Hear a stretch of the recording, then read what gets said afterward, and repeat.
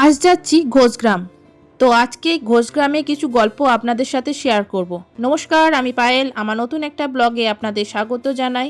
চলুন গল্পটা বলি। গ্রাম ঢুকতেই একটা ক্যানেল আছে। সেই ক্যানেলের মাছ দিয়ে একটা পদ্ম ফুল ভেসে আসে। দয়াল ঘোষ নামে এক চাষি মাঠে চাষ করছিলেন। সেই ভেসে আসা পদ্ম ফুলটা দেখতে পায়। ভেসে আসা পদ্ম ফুলটা দয়াল ঘোষ সেই সময় ধরতে যায়। পদ্ম ফুলটা যত ধরতে যায় পদ্ম ফুলটা তত আগিয়ে আগিয়ে চলে যায়। তারপরে আস্তে আস্তে পদ্ম ফুলটাকে ধরে নেয়, দিয়ে বাড়িতে নিয়ে আসে। রাত্রের দিকে ঘুমাবার সময় স্বপ্নাদেশ পায়, আমি মা লক্ষ্মী এসেছি, তুই আমাকে প্রতিষ্ঠা কর। সেই শুনে চিন্তায় পড়ে যায় যে আমি মা লক্ষ্মীকে কিভাবে প্রতিষ্ঠা করব। সেই সময় এখানে একটা নিম গাছ ছিল। সেই নিম গাছের তলায় কামদেব ব্রহ্মচারী নামে এক সাধক বাস করতেন।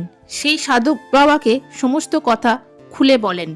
তারপর কামদেব ব্রহ্মচারী সমস্ত কথা শোনার পর কামদেব ব্রহ্মচারী এই মা লক্ষ্মীকেই প্রতিষ্ঠা করেন। এই গ্রামটির নাম হচ্ছে ঘোষগ্রাম। পূর্বে নাম ছিল ভবেশ্বরপুর, বীরভূম জেলার অন্তর্গত। তারাপীঠ ও একচক্রধাম মানে বিচন্দ্রপুরের মাঝামাঝি এই ঘোষগ্রামটি অবস্থিত। এই গ্রামে আরাধ্যা দেবী হচ্ছে মা লক্ষ্মী। এখানে স্বয়ং মা লক্ষ্মী বিরাজ করে। আপনারা যদি এখানে আসতে চান তাহলে তারাপীঠ থেকে প্রায় 12 কিলোমিটার রাস্তা এখানে হতে পারে।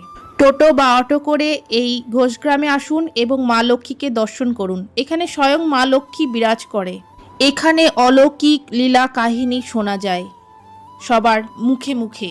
যেমন দয়াল ঘোষের এই পদ্ম ক্যানেল থেকে তুলে আসার পর মা লক্ষ্মী প্রতিষ্ঠা হওয়ার যেমন গল্পটি আমি আপনাদেরকে শোনালাম, সেরকম গল্প অনেক আছে। পৌষ মাসে বৃহস্পতিবার এখানে মা লক্ষ্মীর মেলা বসে। চলে আসুন এই ঘোষগ্রামে, মা লক্ষ্মীকে দর্শন করুন। নিজেরাই স্বয়ং বুঝতে পারবেন এখানে কতটা জাগ্রত এই মা। তো আমার ভিডিও এই পর্যন্ত। কেমন লেগেছে অবশ্যই জানাবেন। ফলো আর সাবস্ক্রাইব করতে যেন ভুলবেন না। তো আজকের মতো টাটা।